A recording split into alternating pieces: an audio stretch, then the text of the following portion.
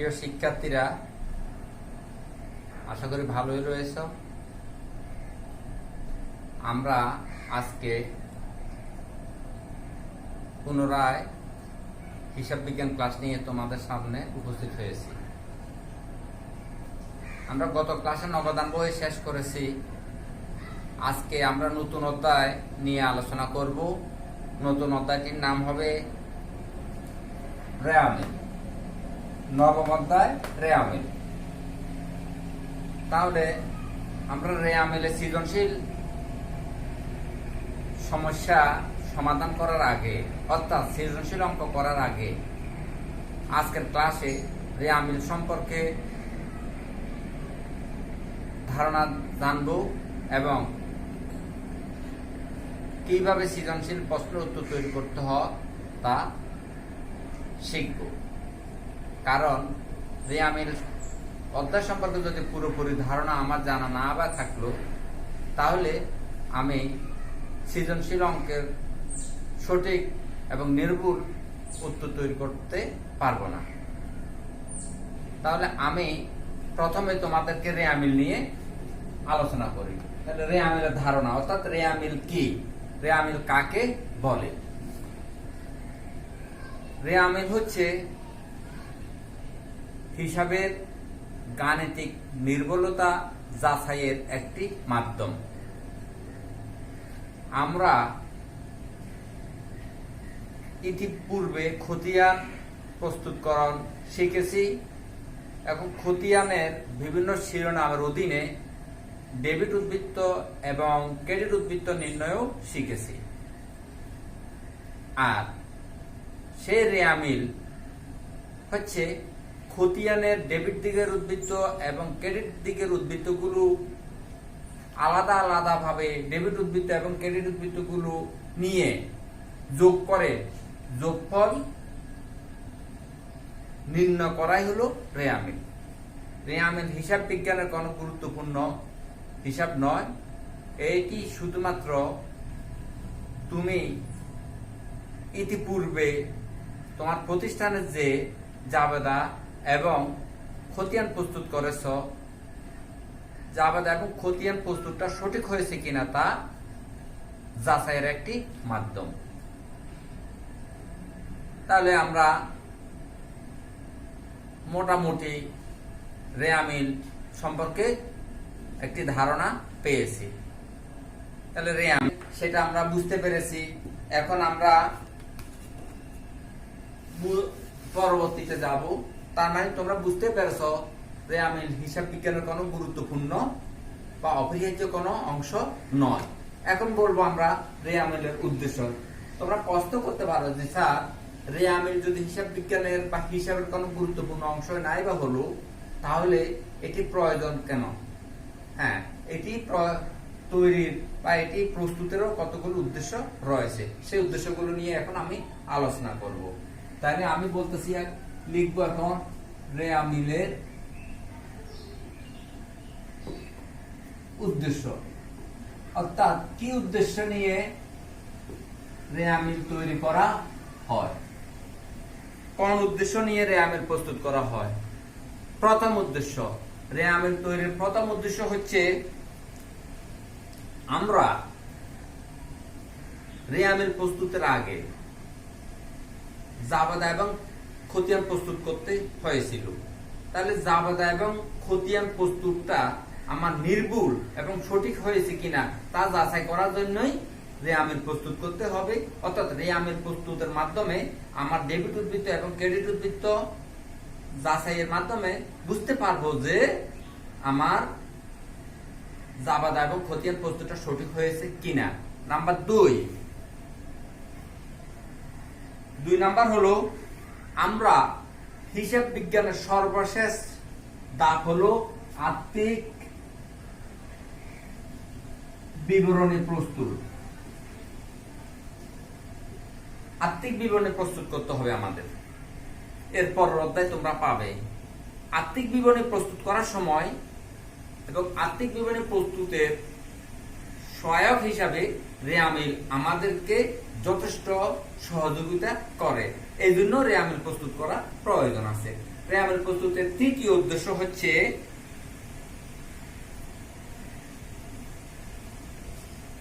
জাবেদা প্রস্তুত এবং খতিয়ান প্রস্তুতের সময় যদি কোনো ভুল ত্রুটি হয়ে থাকে সে ভুলগুলো রেয়ামেল প্রস্তুতকরণের মাধ্যমে অতি সহজে ধরা যাবে এবং সংশোধন করার সুযোগ পাওয়া যাবে। নাম্বার 4,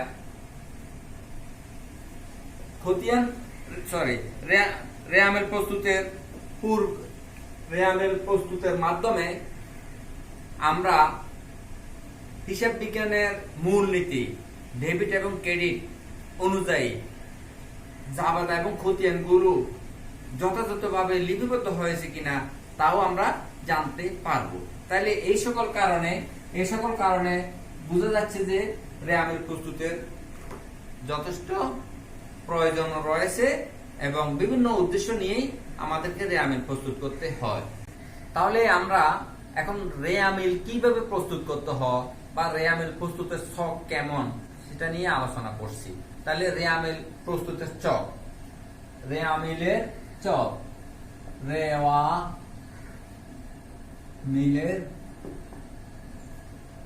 রেয়ামেল প্রস্তুতের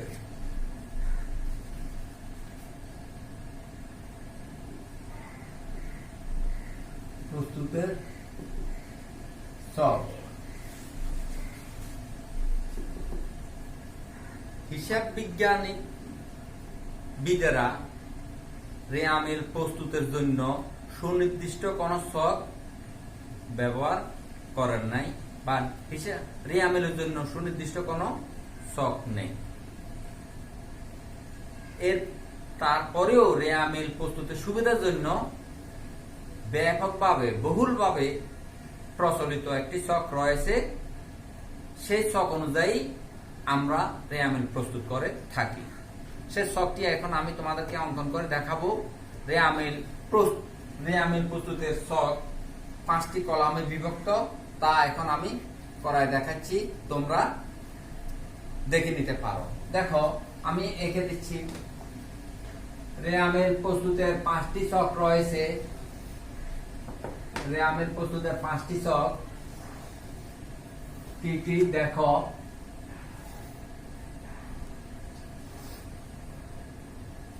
পাঁচটি ছক আমি দেখাই ফেলছি, তোমরা মনোযোগ দিয়ে দেখো। 5টি ছক এখানে লিখতে হবে আমরা যে প্রতিষ্ঠানের রেয়ামেল তার পরিচিত বা শিরোনাম। এখানে লিখতে হবে ক্রমিক নং, হিসাবের নাম। জাবেদাতে কিন্তু আমরা লিখি বিবরণ, রেয়ামেলের বেলা লিখতে হবে হিসাবের নাম। আর এই কলামে লিখতে হবে আমরা খতিয়ান পৃষ্ঠা। এখানে লিখতে হবে ডেবিট টাকা, ক্রেডিট টাকা। তার মানে আমরা যে খতিয়ান করেছি, খতিয়ানের উদ্বৃত্তগুলো, ডেবিট উদ্বৃত্তগুলো রেয়ামেলের ডেবিট কলামে লিখবে আর ক্রেডিট উদ্বৃত্তগুলো রেয়ামেলের ক্রেডিট কলামে লিখবে। আশা করি তোমরা বুঝতে পেরেছ। এরপরে আমরা যাচ্ছি চতুর্থ ধাপে। প্রিয় শিক্ষার্থীরা দেখো, তোমরা রেয়ামেল তৈরি করার সময় মূলত ডেবিট উদ্বৃত্ত এবং ক্রেডিট উদ্বৃত্তগুলো নিয়ে কাজ করতে হয়। তাহলে এখন আমরা জানবো রেয়ামেল তৈরির সময় যেহেতু ডেবিট ক্রেডিটের উদ্বৃত্ত নিয়ে কাজ করব, সেহেতু ডেবিট দিকে কোন কোন হিসাবগুলো আসবে এবং ক্রেডিট দিকে কোন কোন হিসাবগুলো আসবে, এই তথ্য যদি আমার জানা থাকে তাহলে আমি অতি সহজে ডেবিট এন্ট্রিগুলো ডেবিটে, ক্রেডিট এন্ট্রিগুলো ক্রেডিটে বসাতে পারবো। এতে আমার রেয়ামেলটি নির্ভুলভাবে তৈরি হয়ে যাবে। তাহলে আসো আমরা আলোচনা করি। দেখো, যে সকল এন্ট্রি রেয়ামেলে ডেবিটে বসবে সেই এন্ট্রিগুলো নিয়ে আমি প্রথমে আলোচনা করছি। ডেবিট দিকে কোন কোন জাতীয় লেনদেনগুলো বসবে?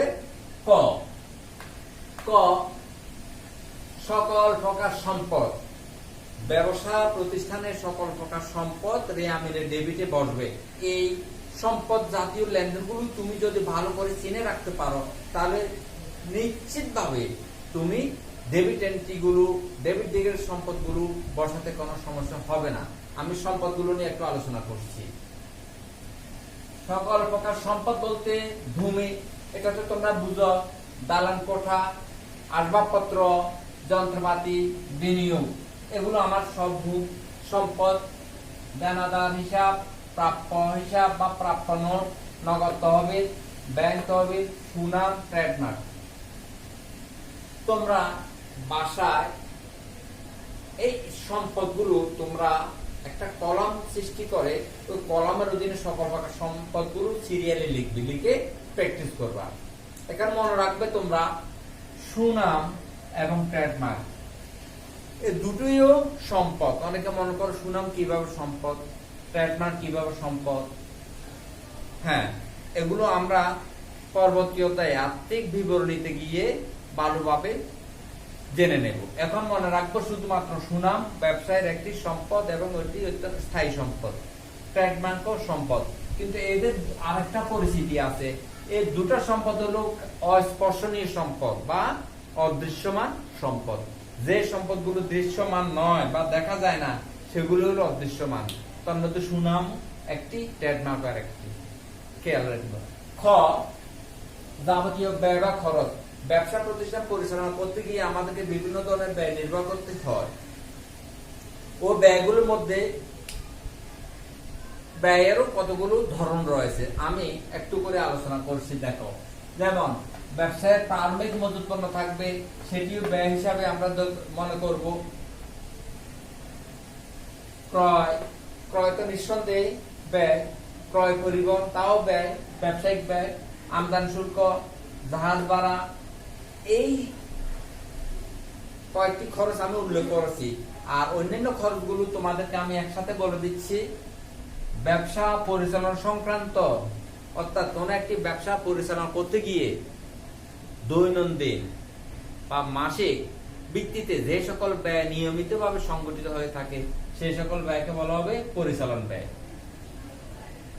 এই পরিচালন ব্যয়গুলো ডেবিটে পড়বে। তার সাথে খেয়াল রাখবে অন্যান্য সকল ব্যয়, ব্যবসা পরিচালনা করতে গিয়ে অন্যান্য বিভিন্ন ধরনের ব্যয় নির্বাহ করতে হবে। যেমন ঋণ নিয়েছো, ঋণের সুদ দিতে হবে। ব্যাংক থেকে ধার নিয়েছো, ব্যাংক জমাকৃত নিয়েছো, ব্যাংক জমাকৃত সুদ দিতে হবে।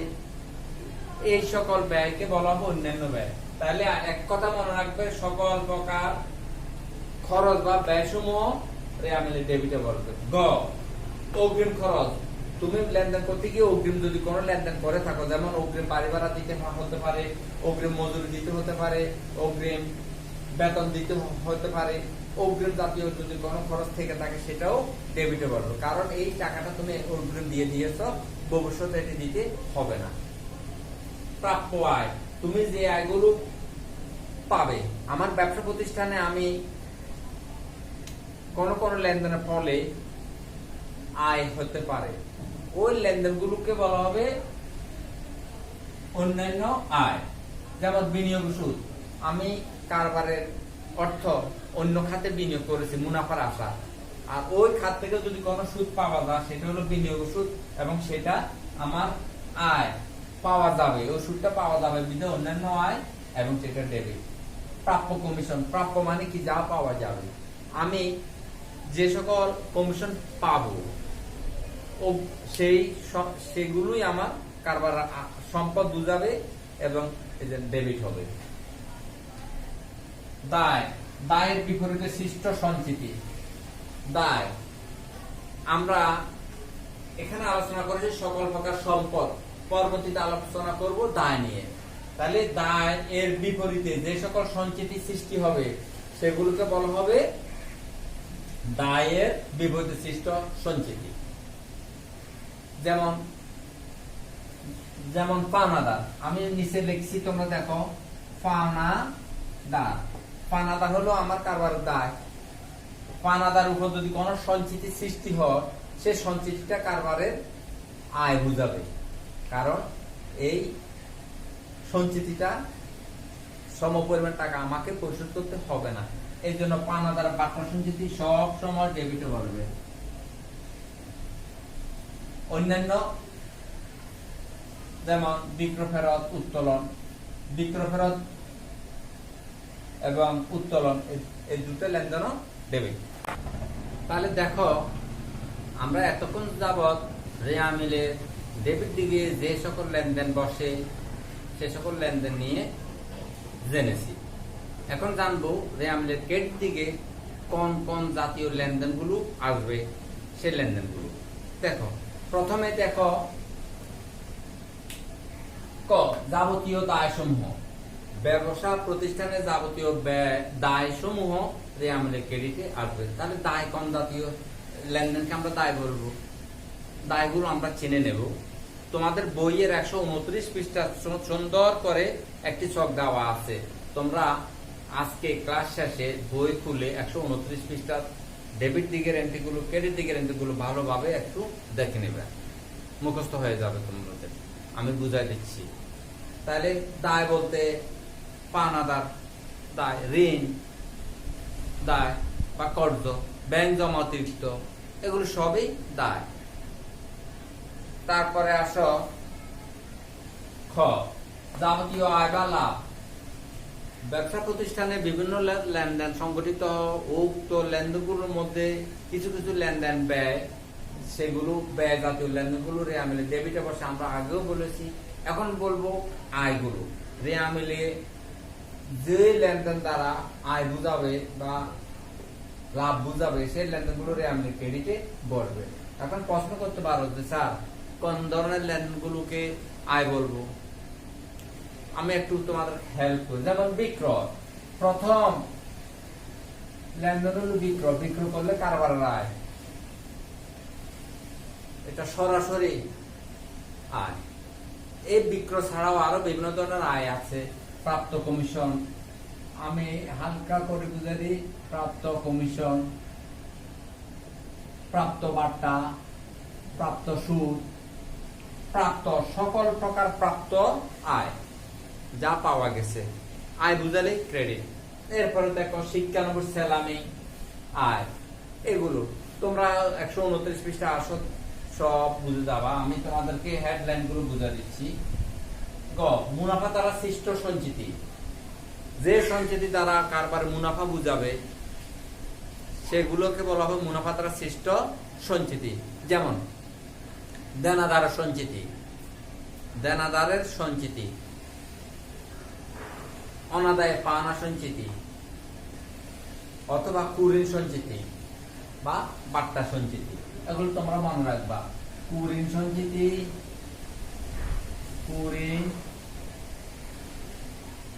কুঋণ সঞ্চিতির অপর নাম অনাদায়ে পাওনা সঞ্চিতি। আবার আরেকটা আছে বাট্টা সঞ্চিতি। বাট্টা সঞ্চিতি কুঋণ সঞ্চিতির পরে বের করতে হয়। এগুলো তোমরা বুঝবে। আমরা দশম অধ্যায় যখন আর্থিক বিভিন্ন করবো তখন ক্লিয়ার হয়ে যাবে। এটুকু মনে রাখবে যে মুনাফা দ্বারা সৃষ্ট সম্পত্তি, সৃষ্ট সঞ্চিতি কি রেয়ামিলের কোন দিকে বলবে? ক্রেডিট দিকে বলবে। কুঋণ সঞ্চিতি অথবা অনাদায়ে পাওনা সঞ্চিতি বা বাট্টা সঞ্চিতি থাকলে রেয়ামিলের ক্রেডিটে বলবে। এরপরে আসো অন্যান্য। অন্যান্যের ভিতরে মূলধন, ব্যবসায়ের মূলধন সব সময় কারবার জন্য দায়। দায় বুঝালে মূলধন ওই দায়ের পর্যায়ে যাবে, তো এই জন্য মূলধনটা ক্রেডিটে যাবে। ক্রয় ফেরত, ক্রয় ডেবিট, সুতরাং ক্রয়কৃত পণ্য ফেরত দেওয়া হয়। ফেরত দেওয়া, তাহলে ক্রয়ের বিপরীত ক্রয় ফেরত। ক্রয় যেহেতু ডেবিটে যা, ক্রয় ফেরত ক্রেডিটে যাবে। ক্রয়ের উপর বাট্টা, ক্রয় করার সময় যদি কোনো ডিসকাউন্ট পাওয়া যায় সেটাও কারবারের আয়, সেটাও তুমি ক্রেডিটে দিতে পারো। অর্থাৎ তুমি রেয়ামিলের ডেবিট ক্রেডিট এন্ট্রিগুলো যদি ভালোভাবে বুঝতে হয়, তোমাকে মনোযোগ দিয়ে 129 পৃষ্ঠায় এটা ভালো করে বুঝে নিতে হবে। বুঝছো? আশা করি আমরা এরপরে রেয়ামিল তৈরি, ডেবিট ক্রেডিট শিখেছি। এখন আমরা জানবো রেয়ামিলে কিছু কিছু এন্ট্রি রেয়ামিল অন্তর্ভুক্ত হয় না, সেই এন্ট্রিগুলো নিয়ে আমরা আলোচনা করব। যে শিক্ষার্থীরা তোমরা রেয়ামিল তৈরি করার সময় একটা বিষয়ের প্রতি বিশেষ মনে রাখতে হবে যে রেয়ামিলে কিছু কিছু এন্ট্রি অন্তর্ভুক্ত হয় না। তো এখন রেয়ামিলে কোন কোন এন্ট্রি অন্তর্ভুক্ত হয় না সেটা তোমাদেরকে জানতে হবে। আমি তোমাদের এন্ট্রিগুলো সম্পর্কে একটু পরিচিতি করায় দিচ্ছি। রেয়ামিল প্রস্তুত করার সময় খেয়াল রাখবে, যদি সমাপনী মজুদ পণ্য উল্লেখ থাকে তাহলে সমাপনী মজুদ পণ্য রেয়ামিল অন্তর্ভুক্ত হবে না। খেয়াল রাখবা। তোমরা উদ্দীপকে যদি দেখে থাকো তাহলে এটাকে ইন্ডিকেট করে রাখবা, ক্রস দিয়ে রাখবা বা যে কোনো একটা চিহ্ন দিয়ে রাখবা। আর কোন কোন সময় সমাপনী মজুদ পণ্য কথাটা উল্লেখ থাকে না, সেই ক্ষেত্রে উল্লেখ থাকে যে শুধু মজুদ পণ্য উল্লেখ থাকে, শুধু মজুদ পণ্য। তাহলে এই মজুদ পণ্যটা কি আমি প্রারম্ভিক মজুদ পণ্য মনে করব নাকি সমাপনী মজুদ পণ্য মনে করব? তখন তোমাকে যেতে হবে তারিখে। যখন তারিখে যাবে, তারিখে যদি 31/12/19 বা 31/12/20 বা 31/12 কোন একটি সাল থাকে, 31 থাকলে মনে করতে হবে সেটা সমাপনী, অর্থাৎ 31 দ্বারা সেটা সমাপনী নির্দেশ করবে। তাহলে যদি সমাপনী উল্লেখ থাকে তা নিশ্চিত সমাপন মজুদ পণ্য, তা উল্লেখ না থাকলে যদি শুধু মজুদ পণ্য থাকে তখন তুমি তারিখে যাবে, তারিখ থেকে বুঝে নিবা এটা কি প্রারম্ভিক মজুদ পণ্য নাকি সমাপনী মজুদ পণ্য। যদি তুমি বুঝে নাও যে এটি সমাপনী মজুদ পণ্য তাহলে ক্রস, আর যদি মনে করো যে প্রারম্ভিক মজুদ পণ্য তাহলে সেটা ডেবিটে যাবে। আমরা প্রারম্ভিক মজুদ পণ্য ডেবিটে যা সেটা আগে বলেছি। 2 দেখো প্রারম্ভিক নগদ তহবিল। প্রারম্ভিক, তাহলে দেখো কি মজার ব্যাপার, মজুদ পণ্যের বেলা সমাপনীটা আসে না, আর নগদ তহবিলের বেলা প্রারম্ভিকটা আসে না। কারণ তোমাদেরকে মনে রাখতে হবে নগদ তহবিল যে কথা, হাতে নগদও একই কথা। কোন কোন অঙ্কে নগদ তহবিল লেখা থাকবে, কোন কোন অঙ্কে হাতে নগদ লেখা থাকবে। যদি যাই থাকুক না কেন তোমাকে নগদ তহবিল হলে তো নগদ তহবিল, হাতে নগদ হলো একই কথা মনে করবা। এখন যদি প্রারম্ভিক থাকে নিশ্চিত, তাহলে তো বুঝবে যে এটা রেয়ামিল অন্তর্ভুক্ত হবে না। আর প্রারম্ভিক নাই, শুধু দেওয়া আছে নগদ তহবিল বা হাতে নগদ, সেক্ষেত্রে তুমি তারিখে চলে যাবে।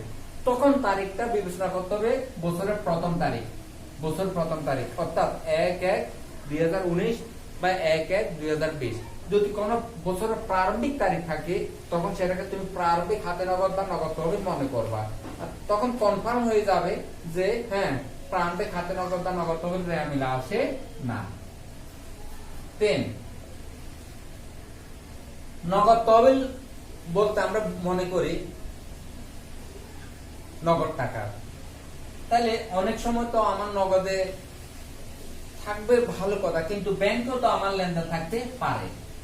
তাহলে ব্যাংকে যদি তোমার কোনো টাকা জমা থাকে বছরের প্রথমে, সেটাকে বলা হবে প্রারম্ভিক ব্যাংক জমা অথবা ব্যাংক জমা উদ্বৃত্ত। তাহলে ব্যাংক জমা হোক, ব্যাংক জমা উদ্বৃত্ত হোক একই কথা। তা যদি প্রারম্ভিক হোক তাহলে রেয়ামিল আসবে না।